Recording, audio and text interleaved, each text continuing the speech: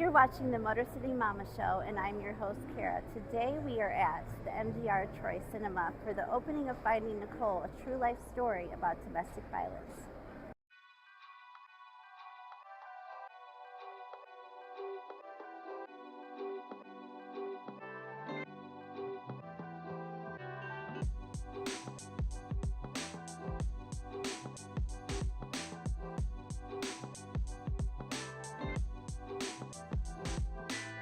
I'm with Katie, who played Nicole Beverly.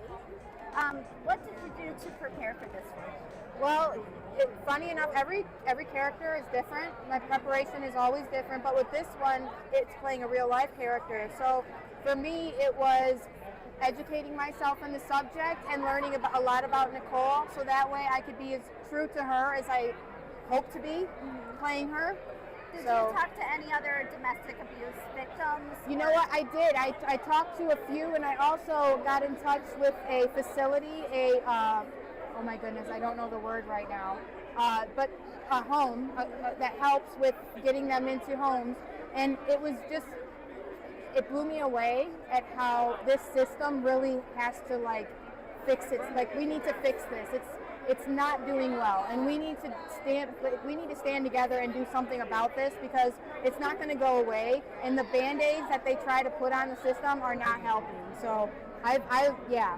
And it takes a strong woman to come forward and actually say something, because the system's against her. Yeah. And a lot of times they don't want to believe the woman. They just want to say that she's crazy or she's making things up. And I think too, what a lot of people don't understand is the scenarios that when police get involved, the scenarios that these women are in, and how calm and collected these narcissistic men are, and how they could make the woman look like the perpetrator because they're so frazzled and in their emotions, and they haven't fully grasped themselves yet to be able to have a cohesive conversation.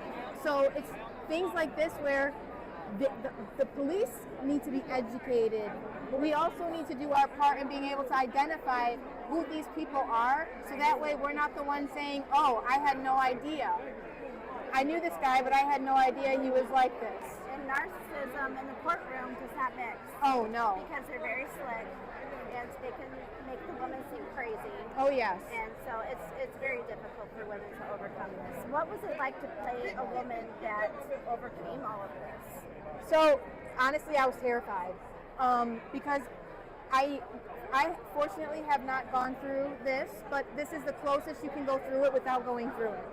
And I knew that it would require a lot of energy, and I also knew too, it's a heavy subject, right? So it's not necessarily the best feeling. Right. And you're going through it, and you have to study and make sure that you get, because there's peaks and valleys, there's, highs and lows in the script, but there's also highs and lows in the character, and to know where she's at with what moment, because here's the deal, we see it as real life, but you have to be able to put it and make it real life. Exactly. So it's a lot. Yes. So how did the role affect you emotionally? After the scenes? Well, I will say, I did have a bit of a depression going through, but it wasn't that it was necessarily bad, because a lot of it was just because a lot was being put on me, but it was eye-opening, because it just made me realize that, I may have thought that I wasn't around it when I really was.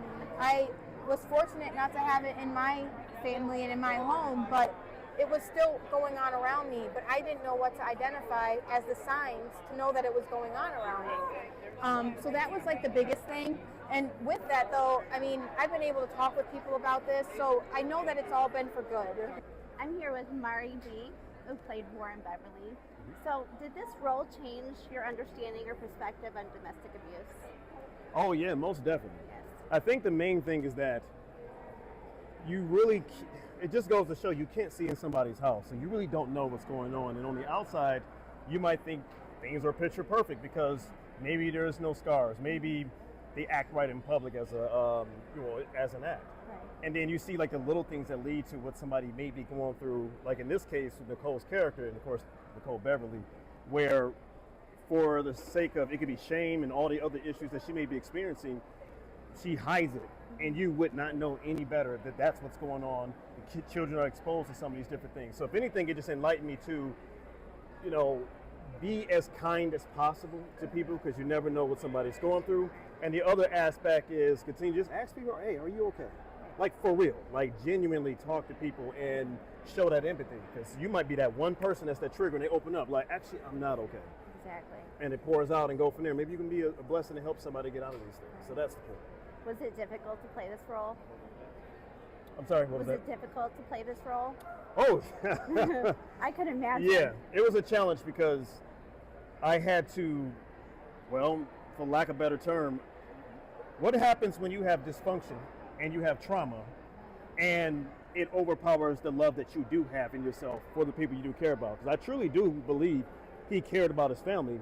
The problem is the dysfunctions and those demons that he had was stronger than his love, and for him not doing what it takes to seek the help necessary to deal with whatever issues that led him to get to that place. So now everything is seen as attack, everything is seen as disrespect, everything is, you know, it's all about him in that aspect, in that negative. So instead of being empowered to deal with it in a more positive way, it's that feeling of power and control dealing in a negative way, and then it's just a bottomless pit. And I think that's where I had to go to be able to tell this story authentically and truthfully. So what happens if you remove the love and let those issues come to the surface and reign supreme? And that's how I had to play that. Mm-hmm. Would you take another role like this again, with it being so challenging? I would say maybe not to the magnitude of what we had to do, and I'll give an example of that.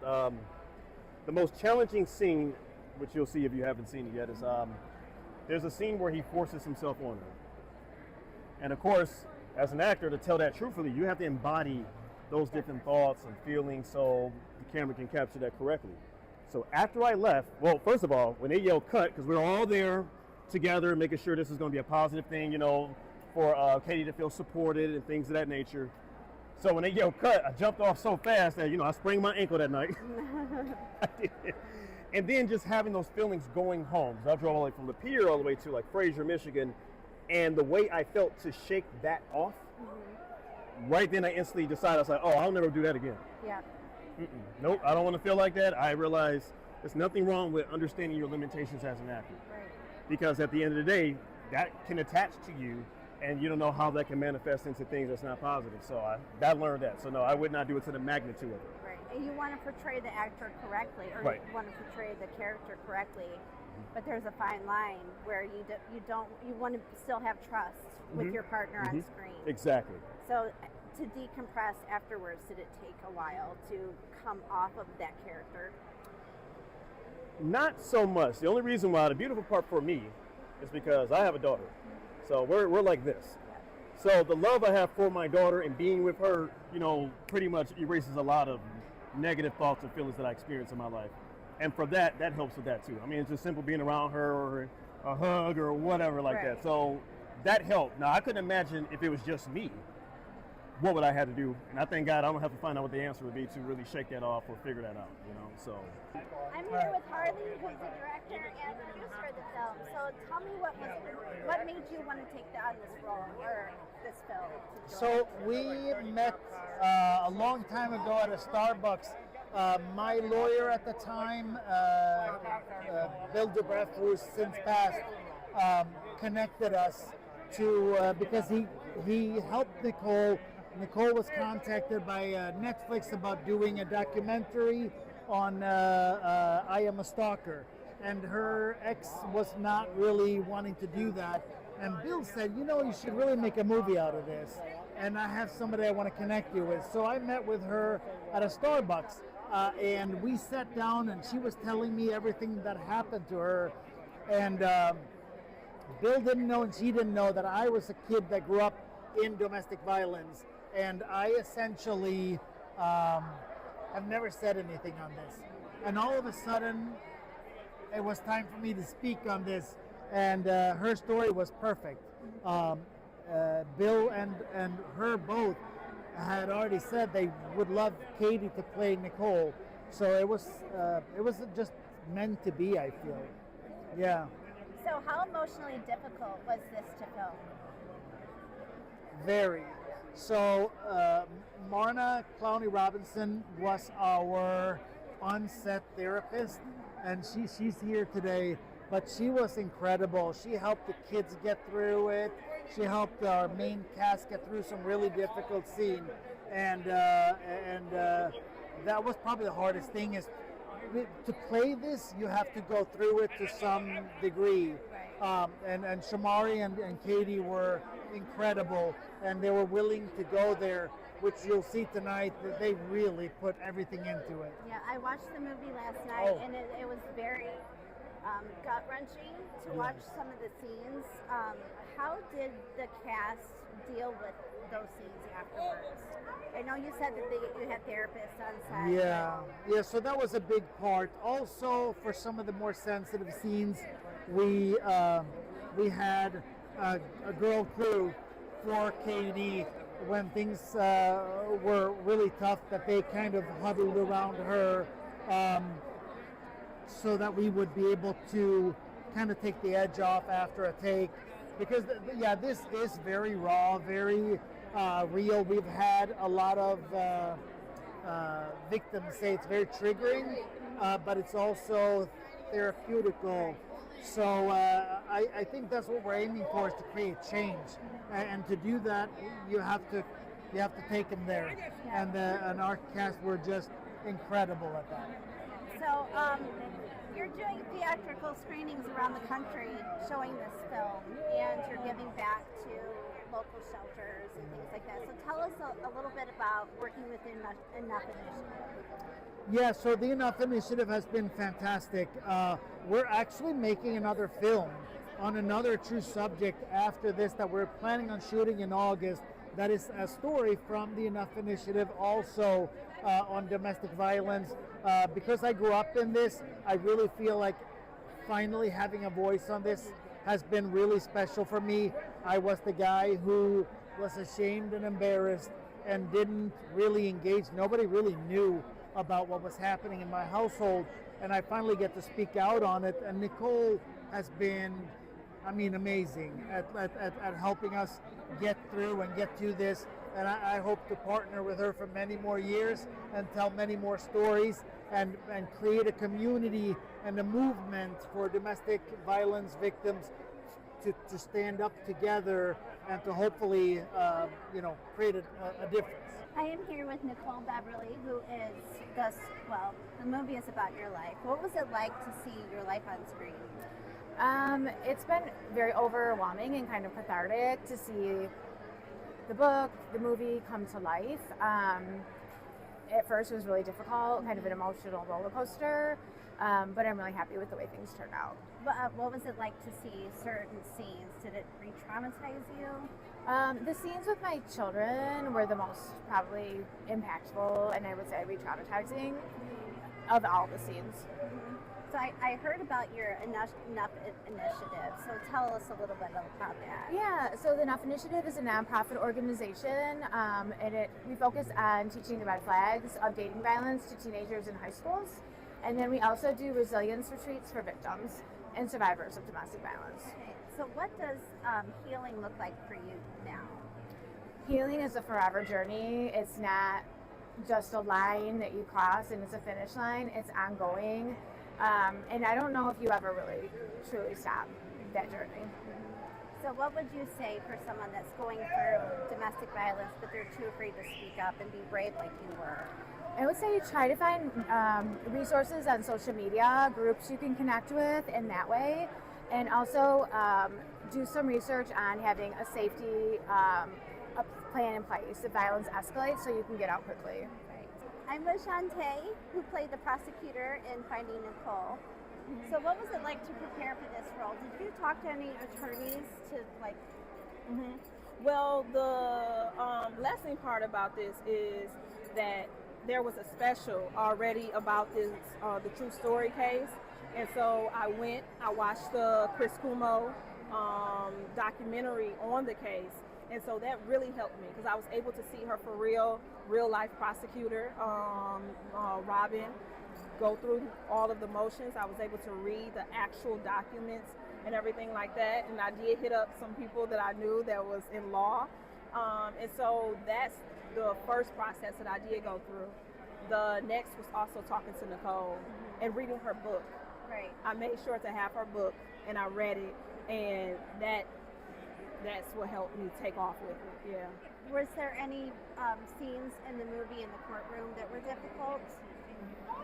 There was a lot of, there was a good number of scenes that was difficult. One of the main ones was I'm not trying to give a lot away, but there was a scene where the defense attorney and the judge you could tell that it was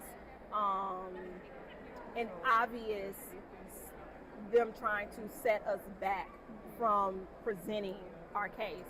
And that was difficult. It was more so difficult of knowing that this really did happen. And I felt so bad for Nicole, because I'm like, sometimes when people go through this, especially when it's the law, you want to put your hands up and say, you know what, forget it, I'm not going to do this anymore. So the fact that she kept going and kept pushing, I give her so much credit for that. But those things were difficult. So what would your advice be for someone that is in a domestic abuse situation and doesn't want to have to face the courts, or they're too afraid to come forward? I understand that you don't trust the system. I totally get it. I am a survivor, and I will say that going through the law part was a difficult moment, but you have to keep pushing to make change. In order for these laws to change, it has to be pushed. So if a great number continue to push, things are going to change. So again, and find your tribe, because you don't have to do this alone. You have to have a support system. You have to have a support system. And you have to talk. You have to speak up. You have to speak. You have to have that support system. And there are a lot of organizations that will be your support system. If you don't have family and friends that will support, get attached to an organization that will be your support system. And when they do, continue to push, because abusers love when their victims are silenced. They love that. They love when they're afraid and they give up. But that's how they continue to abuse. So it has to be a pushback. So I promise you, I know that it is an uncomfortable and irritating experience. But keep pushing safely.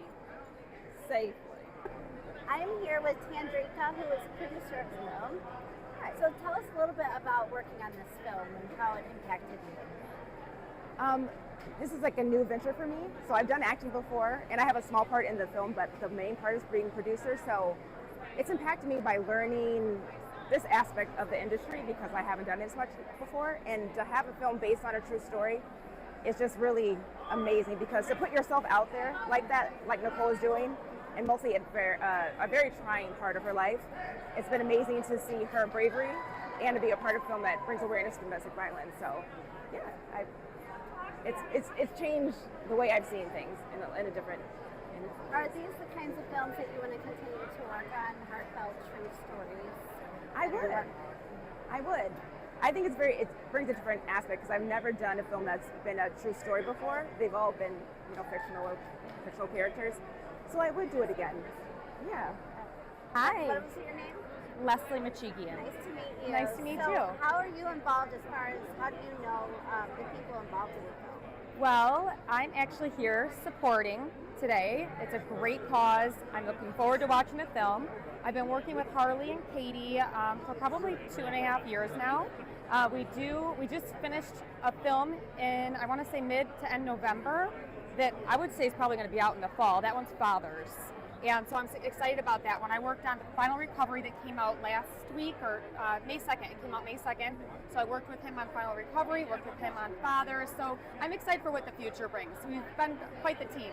Oh, that's great. So Yeah. what have you worked on before? Chasing Hope is probably my most proud, other than Fathers, which I just wrapped in November. Chasing Hope was phenomenal. Samuel Joshua directed that one, and that was fantastic. So I'm really proud of that one. That one came out in 2023. So that was my probably my biggest role that I had to this day. Yeah. So have you seen this film yet? I have not. I specifically waited to be here because I really wanted to feel the energy of the people around us and see kind of what everybody else was feeling. Right. And be in the moment. I didn't want to kind of, you know, at home it might be a little bit different than doing it here. So I thought it was really important to wait and watch here. And it's such an important story to tell. It's so important, and you just don't realize. A lot of people walk around very unaware, and it just does a disservice.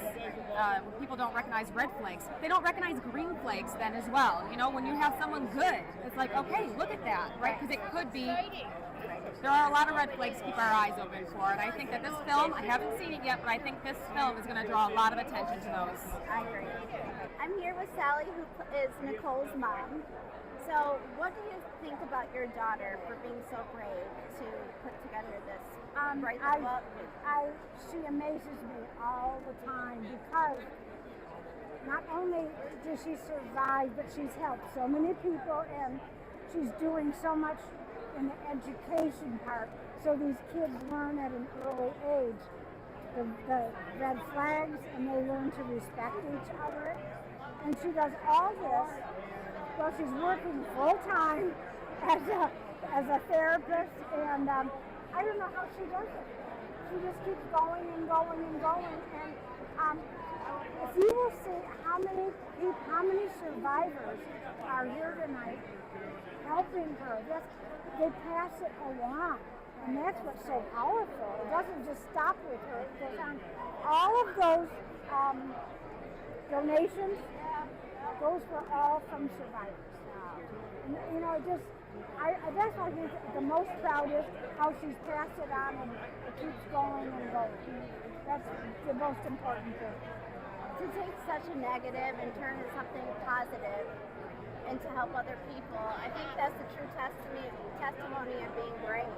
Oh, absolutely, absolutely, because she could have just turned, you know how some people turn negative and if something bad happens to them, they end up there, you know.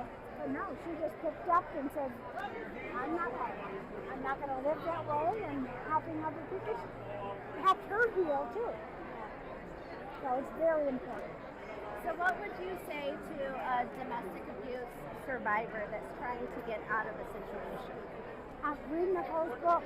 Yeah, true story. Now, what's neat about the book is it goes through all of her challenges, but then in the back it has things to do like make copies of all the important papers, open your own bank account, all these practical things, and just you're better than that. You don't have to live that life. And that's the sad thing is so many women are not educated. They don't have jobs, and they don't have that self-esteem. And that's the sad thing. Those are the women really we need to help. Thank you for joining us today on the show. It was great to speak to some of the cast and some of the survivors and the director and producer on this movie. You need to check it out. Finding Nicole, available on YouTube and many other platforms.